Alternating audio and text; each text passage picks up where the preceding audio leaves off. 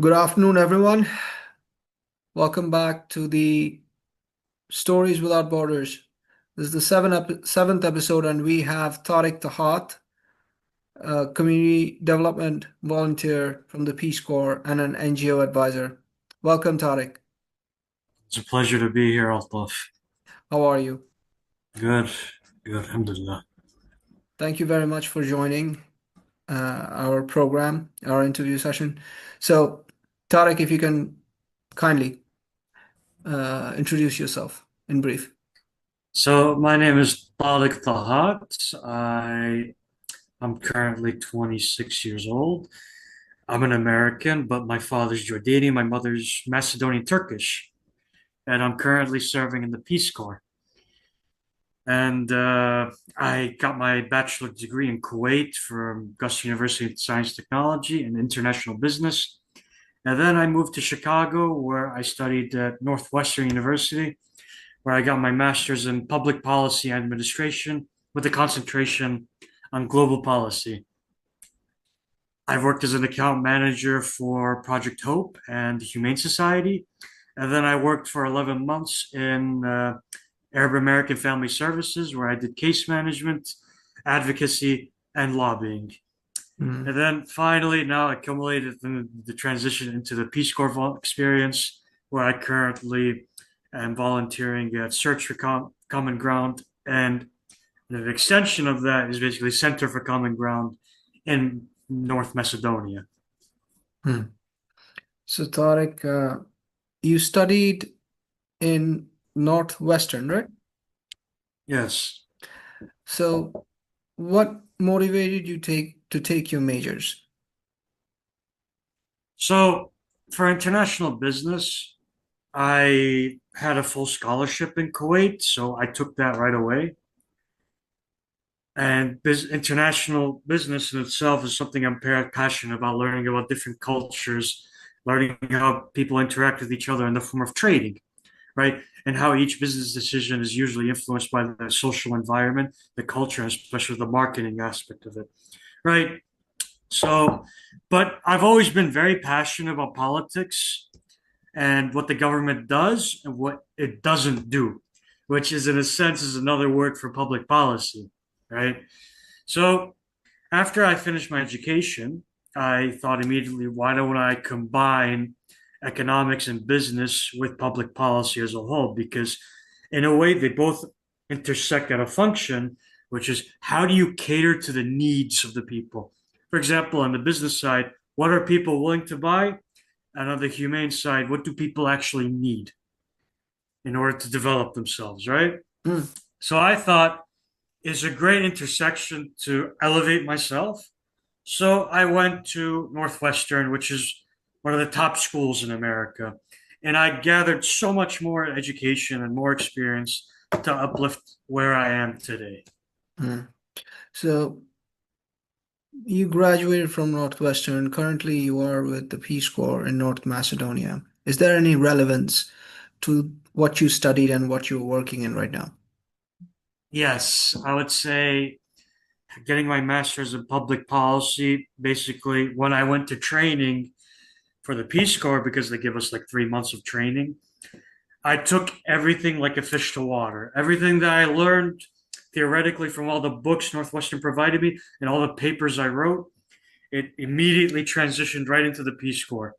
So during the classes when they talked about asset-based development, I knew firsthand what that was.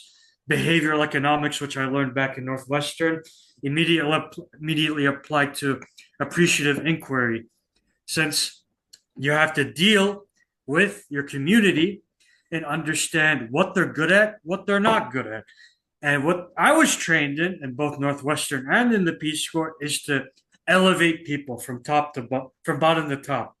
That's taking their strengths and uplifting them. That's taking what their ideas and giving them credit for it.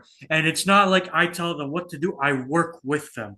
You want to include everybody into your projects. You want to make people feel valued. And that way, you inspire them to do their own projects and uplift their own respective communities. Mm. So, in a sense, Now, one thing about Northwestern was that I was writing 10-page papers every week, usually for two times in a week, and usually it caused me to have a lot of stress, but at the same time, it taught me a lot of grant writing, which I use on a daily basis at Center for Common Ground.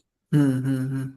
Like, for example, we had a proposal for the National Endowment for Democracy, and because of what they taught me back in Northwestern, I developed the whole draft and worked with my supervisor, Vilma Milkovic, Mm-hmm. on it. So it's just me and her. Mm-hmm. So, what I understand is that it's a perfect match, what you studied and what you're working on right now, right? Absolutely. So, before coming to the Peace Corps, what motivated you to the Peace Corps and why did you choose Macedonia? And do you see the transition you made from the United States to Macedonia? How relevant has been the work in terms of what you did and what you are doing here? I would say what motivated me to join the Peace Corps is to basically get the cross-cultural experience. Like for example, I had experience only in my community, which is only a small section. So how do I basically get my foot into the door of international experience on a wider scale, right? Hmm. So that's why I volunteered for it. And usually people say, oh, you need to have money for the job. But the thing is, you have to prove yourself because you're investing in people, which is one of the hardest things to do, right? And if you, and it humbled me in a sense because I thought I knew what I was doing, but exposing yourself to a larger river or like an ocean of different possibilities really humbles you and forces you to be better. That's what I got when going into the Peace Corps. So I would say the transition from America to Macedonia was needed for my personal development. And it's also like a full circle moment because interestingly, my mom is Macedonian. So in a sense, I haven't been to Macedonia in a while, for 10 years actually. So in a way, I'm making for lost time by giving back to my mother's home country. Wonderful. Thank you for sharing that. And what has been your experience in Macedonia thus far? It's been very educational. I won't lie. It's been very, you know, you have to put yourself out there. You have to seek out those opportunities. You have to be proactive, right? But my experience so far has been wonderful. I've met wonderful people. I've met both wonderful people in my cohort from the Peace Corps itself and host country nationals who I've grown to love and adore as well. And I have 1 year, but I'm looking forward to completing that year. And I'll do it with a smile on my face. Wonderful. And in terms of the professional experience and also the professional work culture, I assume it's very different from the United States. And what have you learned working in Macedonia? What are some of the similarities and differences that you have felt? So, one thing is that because my organization, Center for Common Ground, was an American INGO, the work culture ingrained into CCG is more American like. Therefore, it's more proactive. It's not reactive like what I'm hearing from other stories in Macedonia. And it's more, how do I say, there's more communication, there's more hands on, I would say, not waiting till the last minute. And there's a lot of respect as well. So, and things move along. We don't, it's not slow. Unlike the bureaucracy here, which I've experienced firsthand, things are slow here. I won't deny that. But at the same time, it's taught me to be more appreciative of waiting and taking the steps necessary to see things through. Because things in America would overwhelm you. Here, you can take the time to do tasks efficiently, effectively, and give it your 100%, right? And it gives you more time to reflect, to grow, to educate yourself. So usually there's different things, the good and bad, because in America you have no time to think for yourself. You just work, work, work, work, work, work, right? Macedonia, it's more reflective. And I think it's more better when you reflect on yourself because you understand your weaknesses, strengths, and you work on them. And I want to backtrack in terms of your upbringing. You said your family is from Kuwait. Your father's from Kuwait, your mother's from Macedonia, and you grew up in the United States, right? I grew up in the United States, correct? You And my grew up in the United father, just to give you an addendum, he's Jordanian. Oh, he's a Jordanian. They Apologies. live in Kuwait right They now. live in Kuwait. So you have kind of a square with four different corners in the world, right? A Macedonian, Eastern European. You have the Gulf. You also have Asham, which is Jordan, and then you have the United States, which is north of Atlantic, or the west of the Atlantic. It's a blend of cultures. Hmm. Was it challenging for you to adapt to the difference of cultures? How was it? How did you receive it? It was very hard because I grew up in America. I lived the first 10 years of my life over there in Chicago, Illinois. So I had my own community, my own friends. I had established routine, right? And I was entering into, my teenage years. So when you take that young boy and you drop him into the Middle East, into a bilingual school where the perception of Americans isn't well received, it was kind of a culture shock, right? I didn't have much friends. I was made fun of, I would say, for being too American, right? But once you understand how to adapt to the culture and not be too rigid from where you're from, for example, Middle Eastern kids, from what I learned, respect strength, not to be too kind, right? So when I started becoming more confident in myself and fighting back, I would say, I know some Americans think it's a foreign concept to fight back to a bully. But the moment I fought back to a bully, they saw me in a different light. So I synthesized those two. I became the Japanese saying, a warrior in a garden. Like it's better to be a warrior in a garden than be a gardener, right? So having that inner strength building you up is necessary if you want to interact with people in the East because Hmm. they respect that quiet confidence. Hmm. Uh, I would say because I grew up in very four corners of the world, as you said. I'm a synthesis of both the West and the East.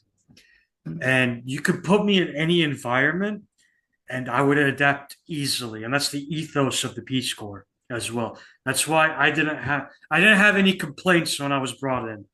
Unlike most people who found it hard to adapt, I fit right in. And thank you for sharing. It really does shine light, you know, that how we are as a global community. Right. As a Hmm. global community, we are all global citizens. And oftentimes, the more exposure we will have to people from around the world, the better we will be as individuals. If we have any preconceived notions or assumptions, we'll be able to get rid of those. And that is very important, especially in this day and age, in this integrated world that we live in, especially for our sector in the NGO sector. This is of, I would say, this is pivotal in terms of how do we communicate cross-cultural communication. Uh,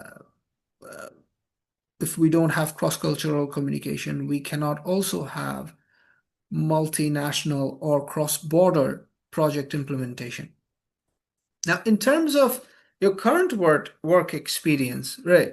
You're in the NGO, where you're with a major organization, a Macedonian organization, I would say an INGO.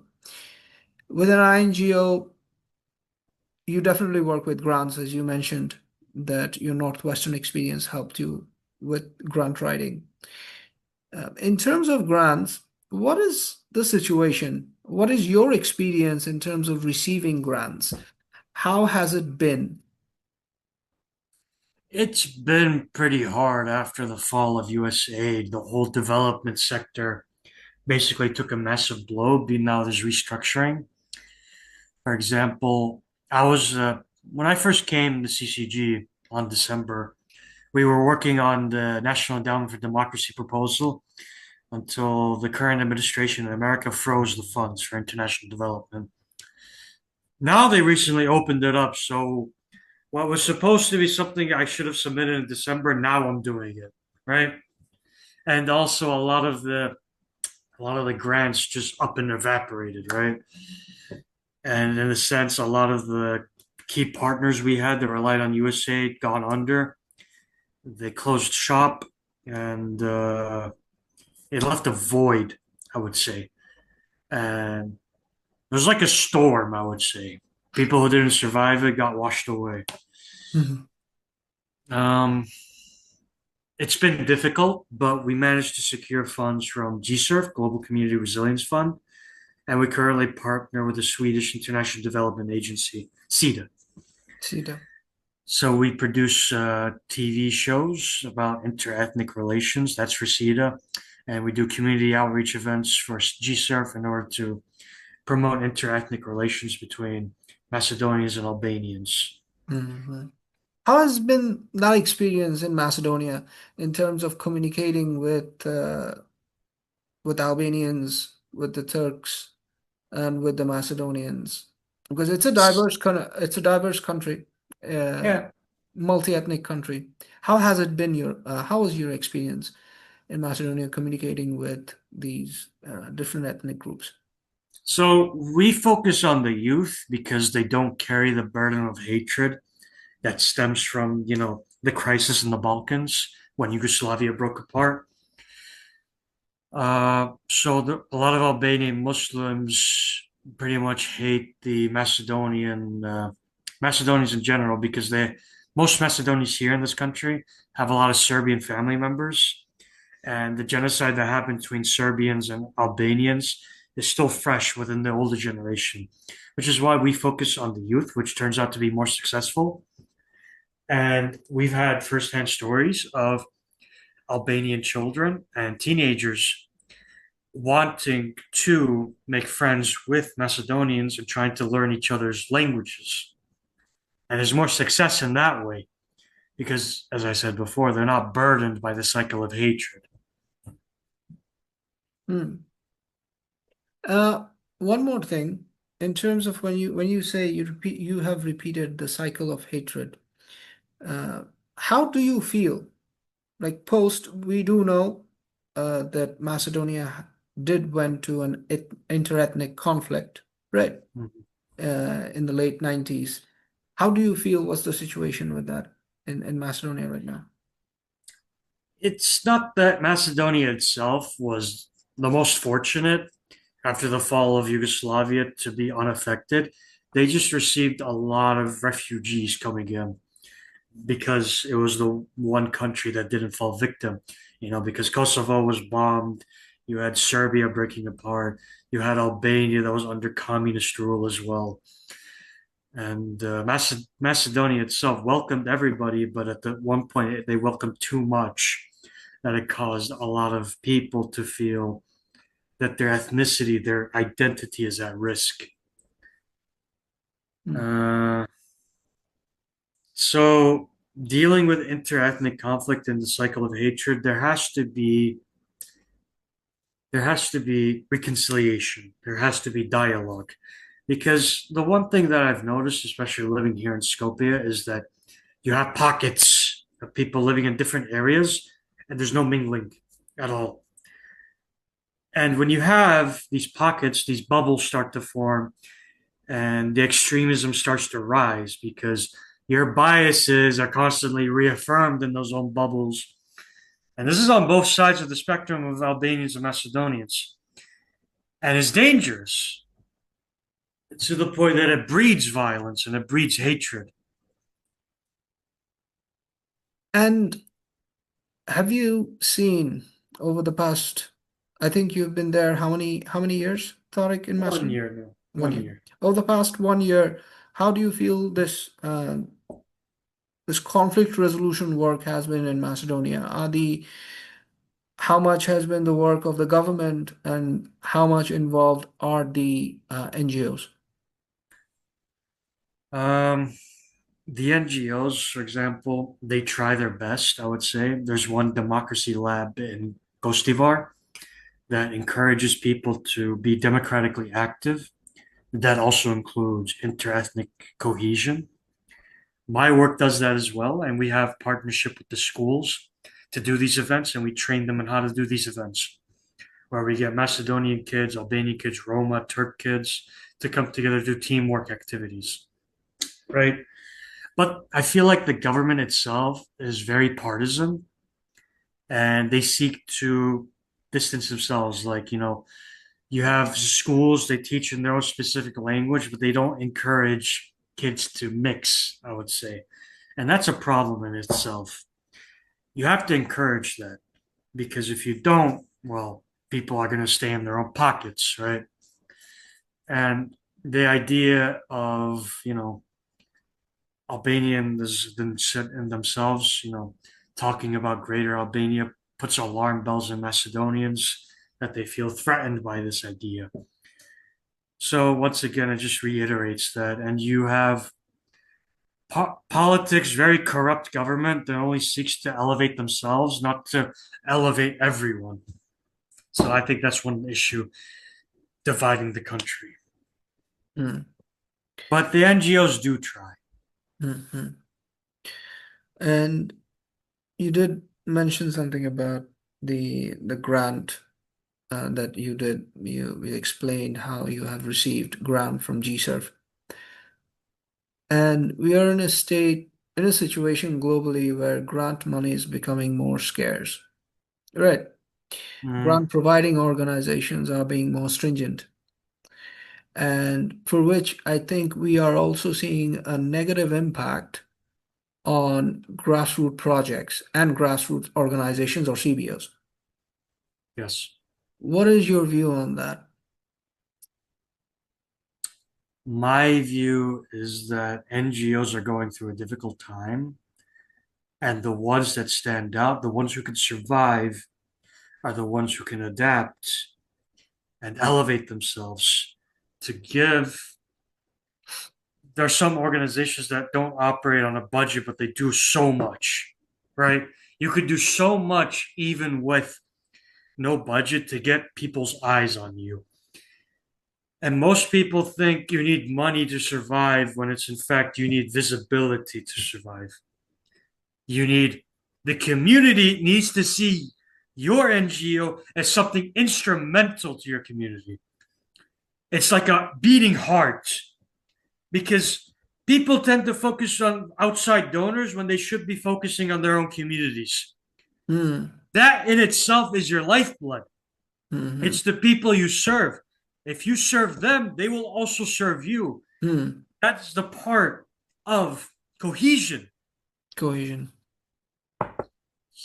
You need to have an identity. You need to know who the people you serve. Their identity becomes your identity, and the NGO's identity becomes theirs. It needs to be a staple of pride within their own community. This is our NGO. And having that means you have a base of volunteers, you have a base of supporters, and you have free PR. Most NGOs forget that. I agree.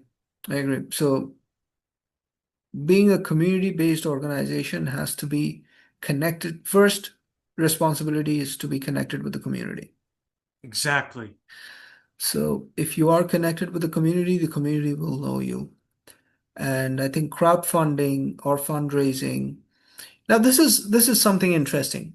A lot of the organizations don't have the capacity to, or the resources, or the human resource, right, or the knowledge of how to apply to grants. Yet they might be ones who are well connected in the community. They have brilliant ideas.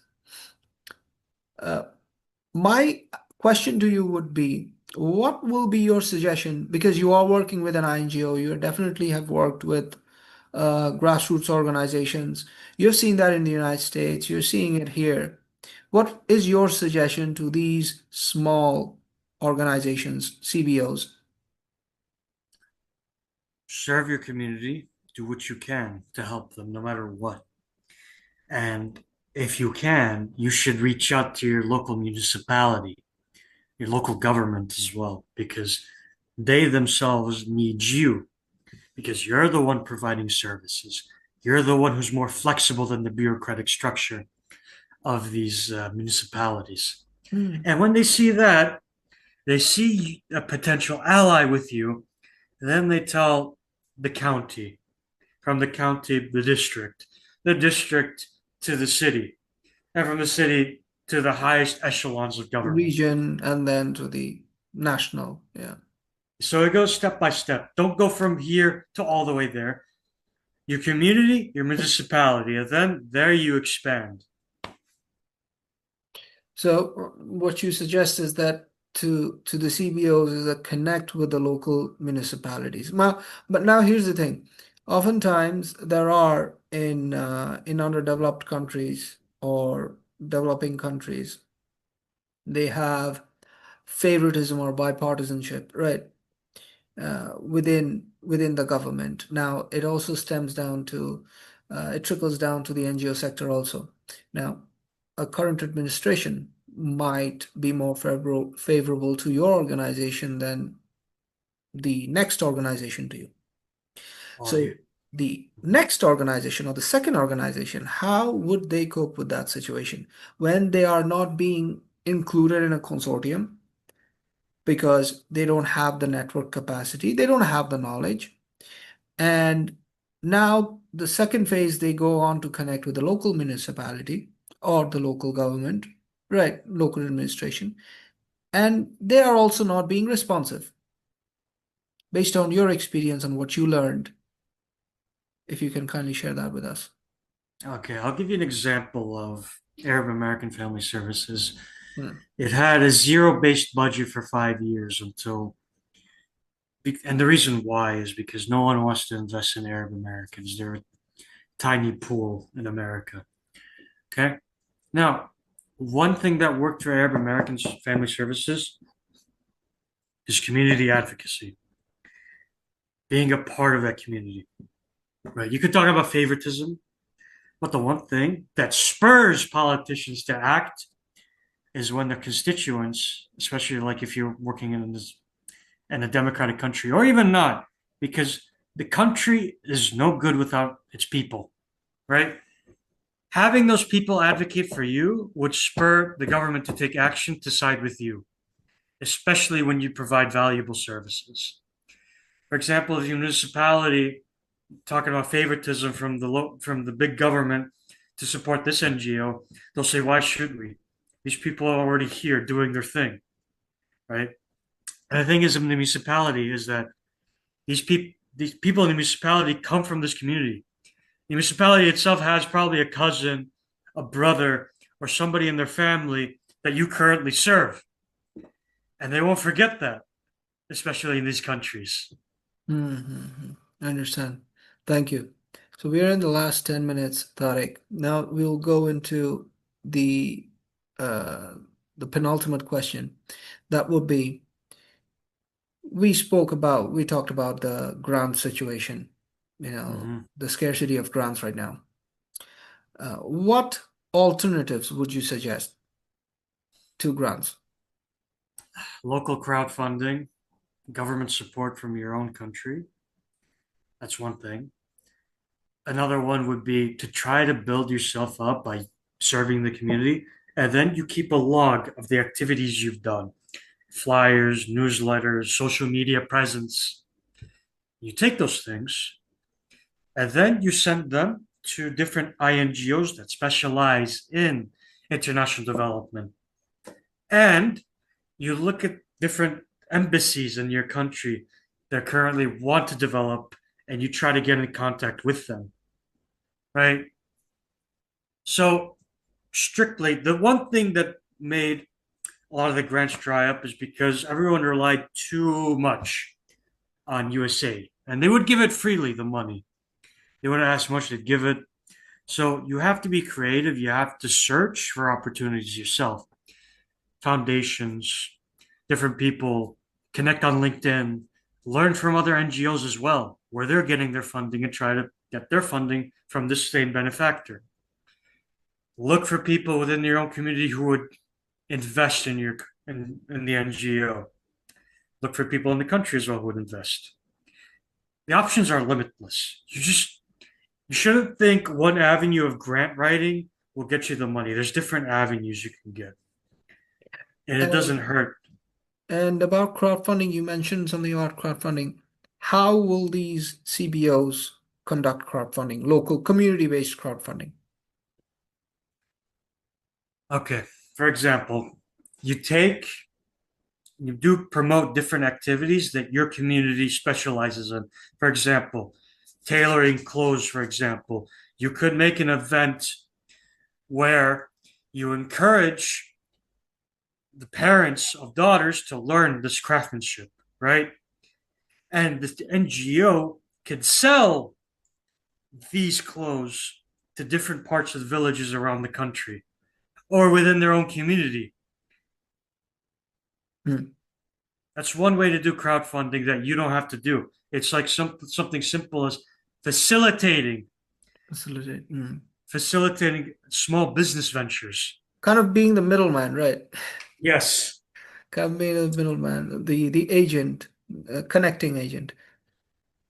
So, my last question would be on cross-border collaboration. In this difficult times, I think one way we can all work towards our common goal or collective goal is through cross-border collaboration.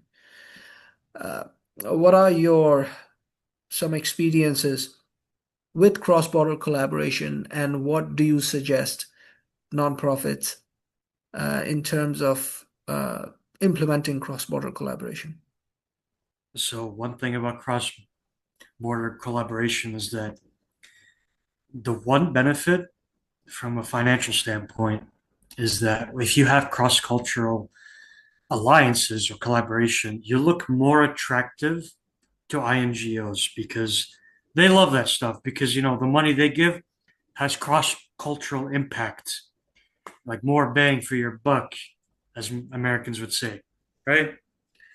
But it also serves another purpose, and that's dialogue between two different countries. And that dialogue can be used for the embassies that are currently there, and they could invest in your project if there's cross-cultural collaboration. And that's the financial standpoint. A personal standpoint would be you realize that outside of your own community, it's a wider world and you have so much to learn.